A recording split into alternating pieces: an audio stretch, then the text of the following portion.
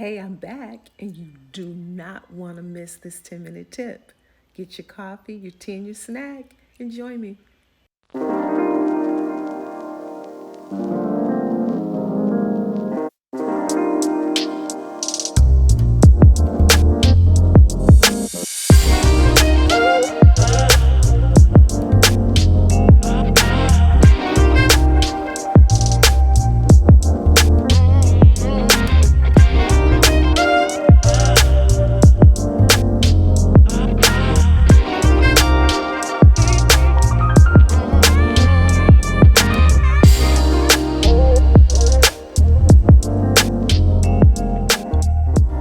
Hi, it's Kim, and I'm back for another week of 10-minute tips for your relationships. 10 minutes. So, last week we started with part one on learning how to express your feelings. Yeah, we talked about a lot last week, and one thing that we talked about was that it's not easy. It is not easy for some people. It's sometimes just downright difficult for some people to express how they feel, especially to their significant other. So, we also discussed that by the time we want to talk, we're angry, we're mad, we just want to throw things out there. And by that time, we're feeling a little justified in our anger and in our feelings. And you know what? If we operate in that way, we probably won't get the results that we're looking for. So, let's talk a bit today about some ways that we can strategize, how to get what we want, how to get our needs met. We ended last week on being clear on what we want, right? Being very specific and clear on what it is that we want. We talked about not focusing on a person's character or their intentions, right? Not, making them feel like they're a bad person or accusing them of doing things for a certain reason. But we talked about focusing on the behavior that you want to see changed. And that was the most important part, is focusing on the behavior and expressing what that is, how it makes you feel, and how you want to see change. But like we said, you got to be specific and you got to be clear. If a person, sometimes we're doing things that we've been doing for years and we don't even know it. And we just really need someone to tell us, hey, that makes me feel uncomfortable. I don't like it when you do that. I don't like it when you say that. Could you not do this? Could you not do that? Just, you can make a request, but you need to be specific and you need to be clear about what you want. This week, I want to expound more on the trying to express your feelings, but I want to talk about it in terms of what can I do to express my feelings? Yeah, because you know what? Like I said, by the time we get to that point where we are ready to talk, it's really not a talk. It's probably going to end up to be more like a shouting match, only because your emotions are all heightened.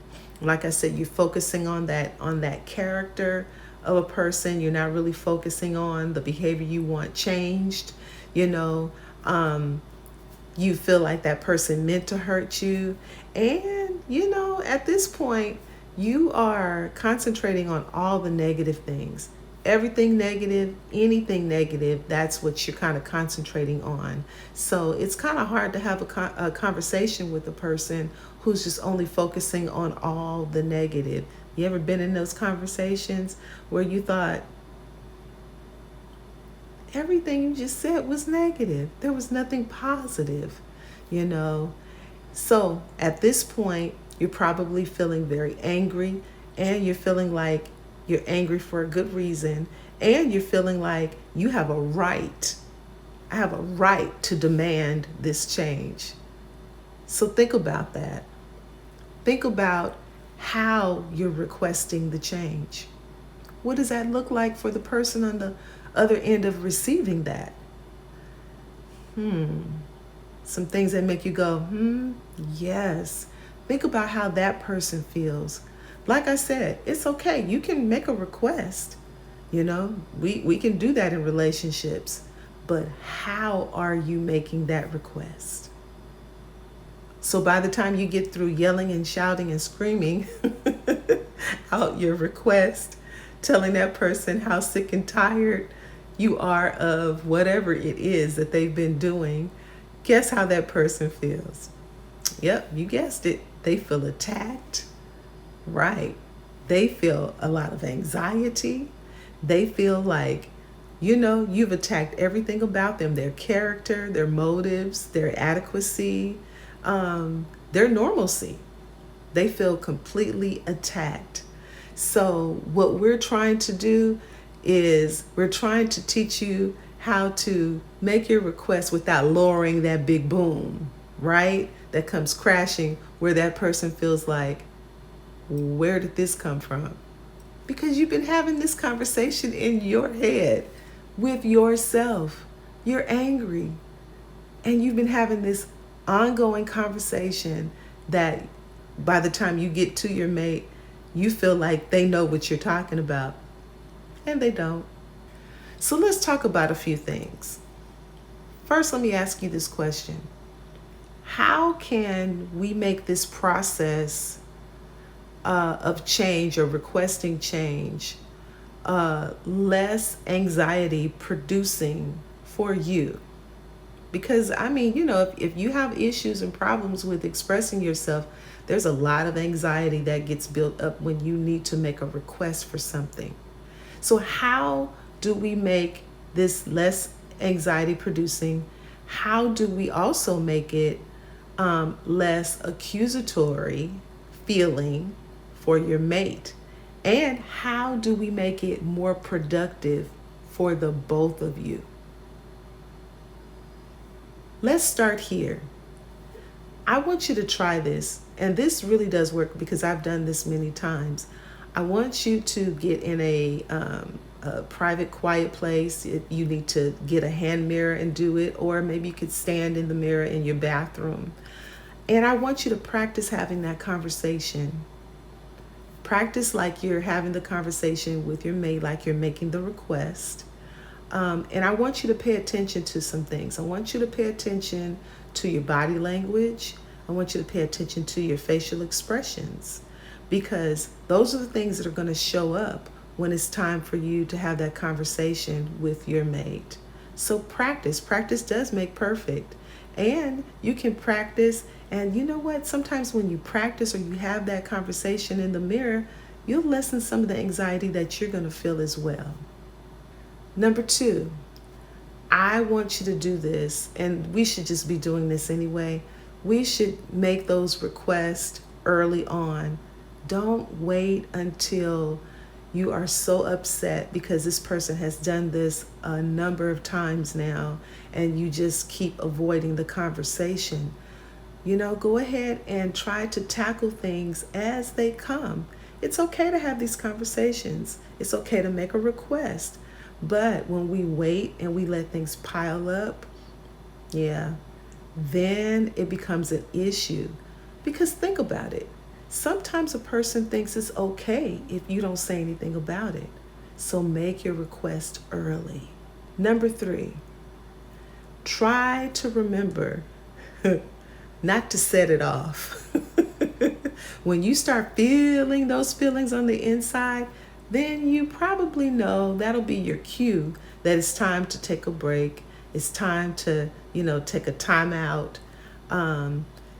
and just kind of go to your own corners and say, you know what, let's continue this conversation a little later. Because when you set it off, you do not get the results that you're looking for. And the bottom line is to get the results that you're looking for. Number 4, before you look for solutions for this problem, deal with your feelings. Express those feelings. I've been feeling sad. I've been feeling hurt. I've been feeling disappointed, by this situation. And I want to express that to you, not to hurt you, but just to let you know where I have been before you try to fix it. Because sometimes we're looking to fix things, but we really have not dealt with how we feel emotionally, how we're affected. And so sometimes that'll carry over into something else. So try to deal with your emotions before you look for that big fix. Last, at the right time, because you know timing is everything, at the right time, let's make this interpersonal statement, right? Now, how do you make this interpersonal statement or request? First, you're going to show that you understand their feelings. Yeah, show that you understand their feelings and their views on maybe whatever that situation is. You know, you get more understanding when you give more understanding. So let's try to do that. Number 2, tell thoughts and feelings. Tell your thoughts and feelings. Express that. Talk about what brought you to this place. You know, let them know how big this is for you, how important this is for you, and how, you know, anxiety filled this is for you. How, you know, it took you a lot to bring this to them. Share those emotions, share those feelings with that person. The last thing I want to talk about is state your request subjectively. Yeah, do it subjectively. You know, don't put a bunch of rules and regulations in there, and avoid saying things like, I just want you to be better. I just want you to be normal.